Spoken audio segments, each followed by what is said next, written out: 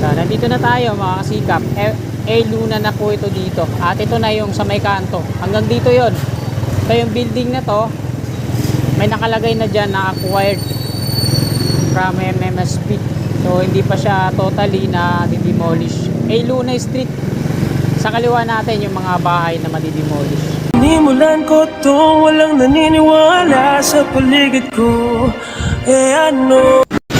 Happy afternoon mga kasikap. Welcome po sa panibago na naman nating update dito po sa Anona Station po ng Metro Manila Subway Contract Package 103 kasama po ng Campo Aguinaldo. Ayan po yung update natin ngayong hapong ito. Titingnan natin kung ano na yung latest na progress dito sa ginagawa nilang demolition sa mismong station box ng subway. So wag na po natin patagalin to mga kasikap. Tara, let's go! Nasa 20 Avenue po tayo dito sa Quezon City. Aurora Boulevard niyan dyan sa unahan. Ayan yung viaduct ng LRT2. Sa mga hindi pa nakakaalam, ito po yung LTO dito sa kaliwa.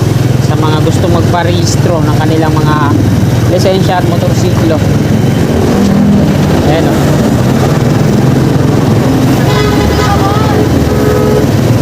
Ayan yung viaduct ng LRT2. Aurora Boulevard na po yan. At kakanan po tayo dito. Yung mga pakaliwa, ayan yung patungong Santa Mesa. Nabutan tayo.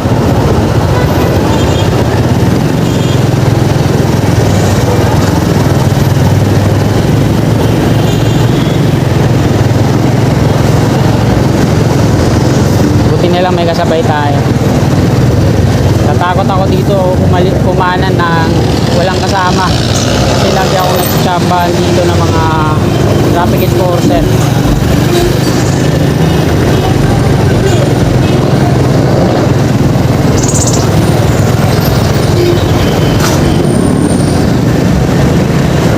Ito yung mga kalapit niya dito, A&S lamps. Yan. Doon sa unahan, intersection niya yung pakaliwa na street. Tapos mula dito, mga 200 meters na lang, ayan yung Anona Station ng LRT2. Tapos yung subway, halos magtatabi lang sila. Ito naman yung corporate center sa ating gawing kanan. So, Hilera, dito sa gagawing istasyon ng Metro Manila Subway. Contract Package 103 kasama ng Campo Aguinaldo. Ang kontraktor po niyan gumagawa ay Sumitomo Mitsui, Japan.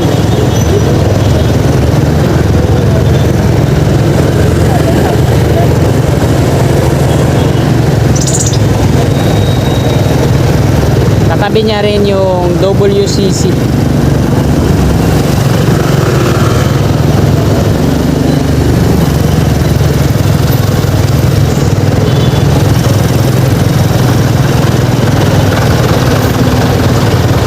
At binakuran na po yan ng Sumitomo. Ayan kulay asul na rim type na yero. Ito yung dating Astro na na-demolish na. So mula dito sa may bakod na yan, yung Astro. At ito yung katabi na building din, hindi pa na-demolish. Ayan yung station box niya mga kasikap. Ito yung footbridge. Yung footbridge, yan na yan. Bali aayusin at pagagandahin na lang. Tapos lalagyan ng elevator kabilaan. Tapos itong taas hindi na siya madidemolish pati yung doon lang yung diretso doon parking.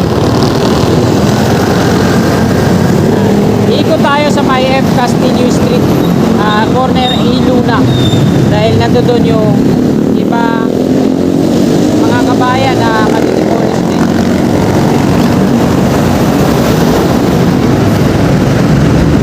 Check ko at titingnan natin kung ano na yung latest na progress doon, kung nagdi-demolish na ba sila.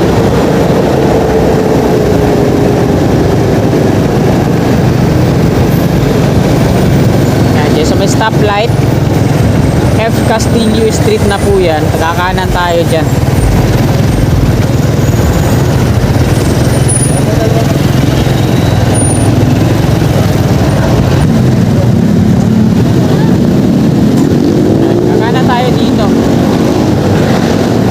Castillo Eusebio Street. Ikot tayo dun sa likod sa may A. Luna Street naman. Titingnan natin yung mga kabahayan dun na tutumbukin ng subway. Kasi hanggang dito sa likod yun, no, pa-slide. Mula dito sa Aurora Boulevard dun sa may kanto, Astro. Pa-slide yan patungo dito sa likod. Pahaba.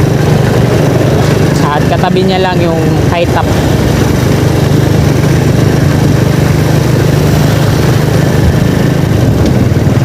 At ito yung mga kalapit niya dito, no? Mga nasa katabi niya, mga establishment, mga tindahan, hardware, at yan.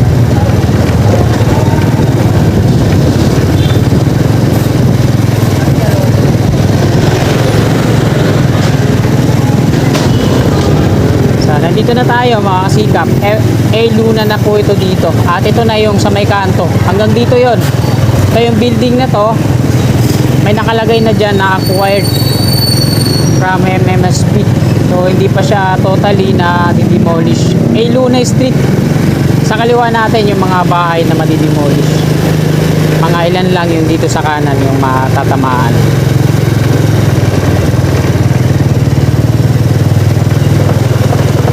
So ayan. Hanggang dito yan, ayan, sa may kaliwa natin. Tapos dito na yan. Patungo na dun sa Aurora Boulevard dito sa kanan. Binakuran na rin ng ano yan.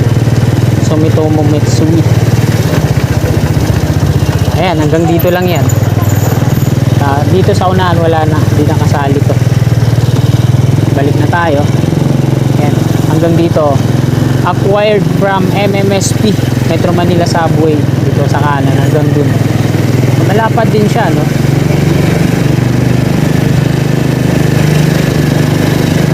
Doon na tayo mag-e-end ng ating video sa may Anonas Street kung saan kakanan tayo patungong Viluna.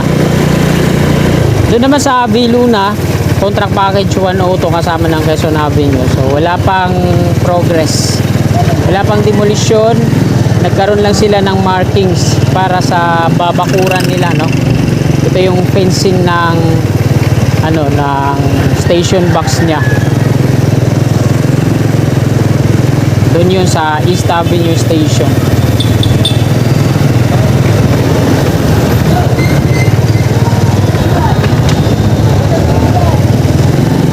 Ayun yung taas sa likod.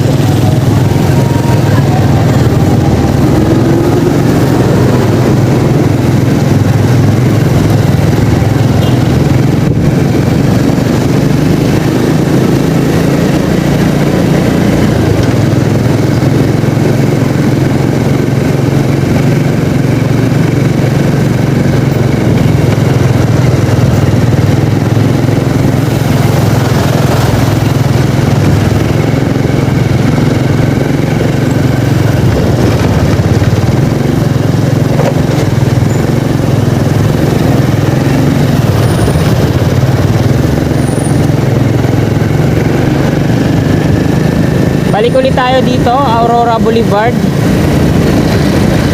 Ito yung westbound patungong Santa Mesa. Ito yung LRT2 station. Anonas Station. So halos magkatabi lang yan dyan, oh. Kaya sa mga kasigap nating mga commuters, pag magpapalipat-lipat kayo ng transportasyon, galing kayo dito sa LRT2, ilang hakbang lang, ayan, oh, sa dulo ng footbridge. Excuse me po, aligabok. Ayan. Ayan yung magiging niya, entry at exit pag nagkaroon na ng istasyon. Tapat lang siya ng simbahan.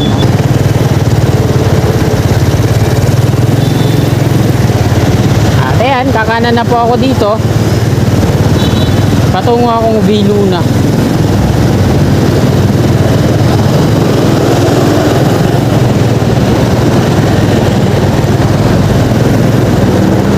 Anonas Street.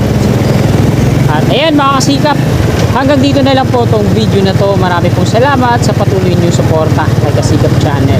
At bago nyo salanisanin itong video na to mga kasikap, sana palike po sa mga kasikap naman natin na naabot ng video na to na hindi pa po nakakapag-subscribe at willing po kayo no, sumuporta sa akin.